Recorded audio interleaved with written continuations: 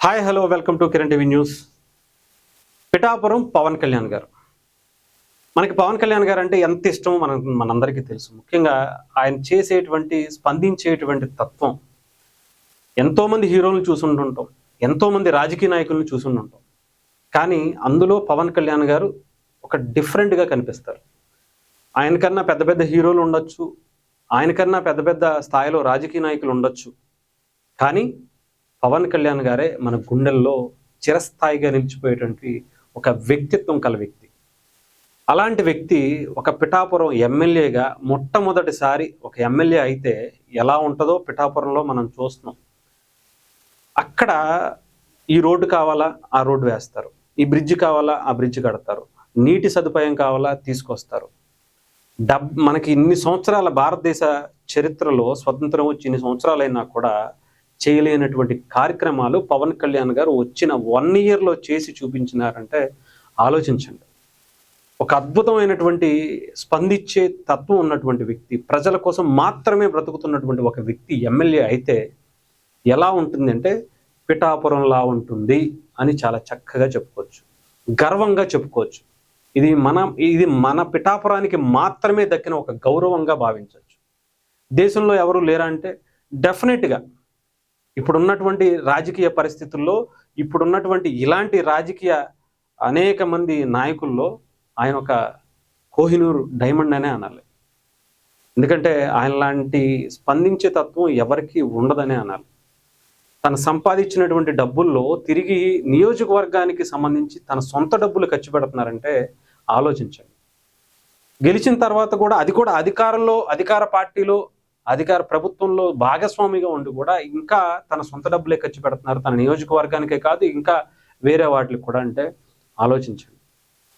ఆయనకి ఎక్కడ దాచుకోవాలని ఇంకా కోట్లు కూడబెట్టేసుకుని చేసుకోవాలని లేదు.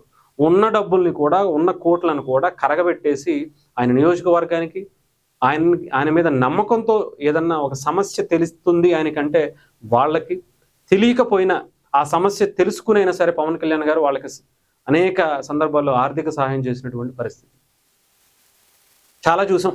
1 కాదు, 2 కాదు, 10ల సంఖ్యలో, 100ల సంఖ్యలో పవన్ కళ్యాణ్ గారు చేసినటువంటి సేవా కార్యక్రమాలు మనం చూస్తూనే ఉంటాం.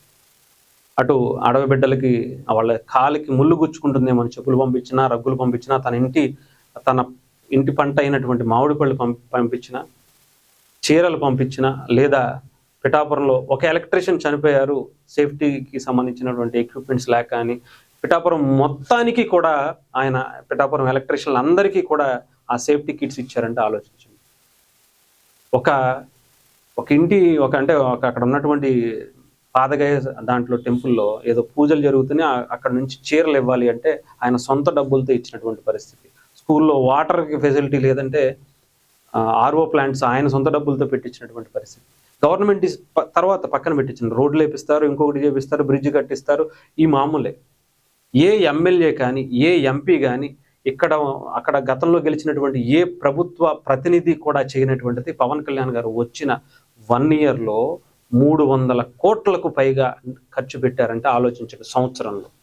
అంతేకాకుండా ఇంకొక 300 కోట్లు పెట్టి ఇంకొక 300 కోట్ల పైగానే శాశ్వత పరిష్కారంగా ఉప్పాడ తీర ప్రాంత కోతకు గురవుతున్నటువంటి ప్రాంతానికి కేంద్రాన్ని ఒప్పించి ఆయన వల్ల, అంటే ఇది ఒక ఎమ్మెల్యే వల్ల కూడా కానిది. ఎందుకు అంటున్నానంటే ఇంత గతంలో గెలిచినటువంటి ఏ ఎమ్మెల్యే, ఎంపీ కూడా చేయలేనిది పవన్ కళ్యాణ్ గారు అయితే మాత్రమే చేయగలిగినటువంటి సమస్య. అది చాలా ఒక 100 ఒక 10 కోట్లతోనో 20 కోట్లతోనో అయిపోయే విషయం కూడా కాదు. 300 కోట్లకు పైగా ఖర్చులు, నిధులు కావాలి. దానికి పవన్ కళ్యాణ్ గారు ఒప్పించి తీసుకొచ్చారు. అది ఆయన ఉండగా ఆయన మాత్రమే చేయగలిగేటువంటి సమస్య. ఇంకొక అద్భుతమైనటువంటి కార్యక్రమం మనం మొన్న కూడా చూసాం. కొంతమంది అనాథ పిల్లలకి పవన్ కళ్యాణ్ గారి జీతం కూడా వాళ్ళకి నెల పెన్షన్ రూపంలోనో, వాళ్ళకి ఇంటి ఖర్చుల రూపంలోనో పవన్ కళ్యాణ్ గారు ఇస్తున్నటువంటి ఒక భరోసాగా, ఒక అన్నగానో ఇంకొకటిగానో భావించి అనాథ పిల్లలందరూ కూడా శుభ్రంగా చదువుకోవాలి, వాళ్ళు హ్యాపీగా వాళ్ళ జీవితాన్ని సాగించాలని వాళ్ళ ఇంటికి పంపించి చెక్కులు ఇవ్వడం జరిగింది. ప్రతి నెల కూడా ఇస్తారని కూడా చెప్పారు. ఇప్పుడు రాఖీ పండుగ వచ్చింది. పవన్ కళ్యాణ్ గారు నియోజకవర్గం పైగా ఆ నియోజకవర్గంలో ఒక గొప్ప కార్యక్రమాన్ని పవన్ కళ్యాణ్ గారు శ్రీకారం చుట్టారు అంటే ఆలోచించండి. ఇది నిజంగా పవన్ కళ్యాణ్ గారి మీద ఉన్న రెస్పెక్ట్ రోజు రోజుకి మనకి పెరిగిపోతుందంటే నిజంగా అసలు ఒక ఒక అద్భుతమైనటువంటి వ్యక్తి నియోజకవర్గంలో గెలిస్తే ఎంత అద్భుతాలు చేయొచ్చు అంటే ప్రభుత్వ పరంగా చేసేవి వేరు, ఒక ఎమ్మెల్యేగా చేసేవి వేరు, ప్రతి ఇంటి కుటుంబ సభ్యుడిగా ఇంత మానవత్వం ఉన్నటువంటి మనిషిగా ఒక అద్భుతంగా ఒక నాయకుడు వస్తే ఎలా ఉంటుందో ఇప్పుడు నాకు తెలిసి పవన్ కళ్యాణ్ గారి రూపంలో కనిపిస్తుంది. అక్కడ వితంతువులుగా ఉండి అంటే ఇంటి కుటుంబ పెద్దలను కోల్పోయినటువంటి ఎంతోమంది వితంతువులు ఉంటారు. వాళ్ళందరికీ కూడా ఒక అన్నగా పవన్ కళ్యాణ్ గారు ఎంతమంది ఉంటే అంతమంది, దాదాపు 400కు పైగా వితంతువులు ఉన్నారని అక్కడ ఐడెంటిఫై చేస్తున్నట్టుగా తెలుస్తుంది. రాఖీ పండగ సందర్భంగా పవన్ కళ్యాణ్ గారు ఒక అన్నగా భావించి వాళ్ళందరికీ చీరను పంపిస్తున్నారట. నిజంగా ఎవరూ చేయలేదుగా. నిజంగా చెప్పాలంటే మన దేశంలోనే ఎవరూ చేయలే, రాష్ట్రంలో తర్వాత సంగతి. అంత గొప్ప ఆలోచన.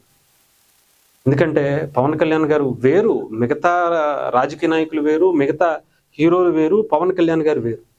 ఆయన మనస్తత్వం ఎప్పుడూ కూడా ఆయన శ్వాస మొదట తీసుకున్నప్పుడు ప్రతిరోజు మొదట లేచినప్పటి నుంచి పడుకునే వరకు కూడా, ఇప్పుడు నిద్రలో కూడా ఆయన ప్రజలకి ఏం చేయాలి, ప్రజలకి ఏ రకంగా మంచి చేయాలి అనేదే ఆలోచించుకుంటారు తప్ప వాళ్ళ పిల్లల గురించో, వాళ్ళ కుటుంబం గురించో, ఆయన గురించో, ఆయన పార్టీ గురించో ఏమీ ఆలోచించుకోరు.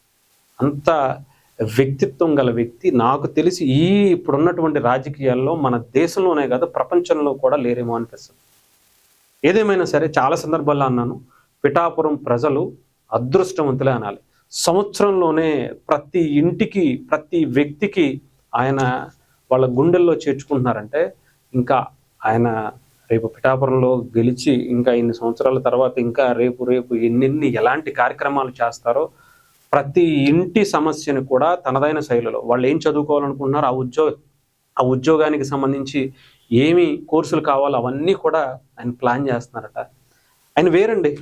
ఏదైనా సరే ఆయన లాంటి నాయకుడు రాష్ట్రానికి ఒక్కళ్ళున్నా చాలు అనుకునేటువంటి స్థితి మన ఆంధ్రప్రదేశ్కి దక్కింది. పిఠాపురానికి అదృష్టవంతులుగా మనం అంటున్నామంటే అది ఆయన వ్యక్తిత్వం తాలూకా గొప్పతనం అది.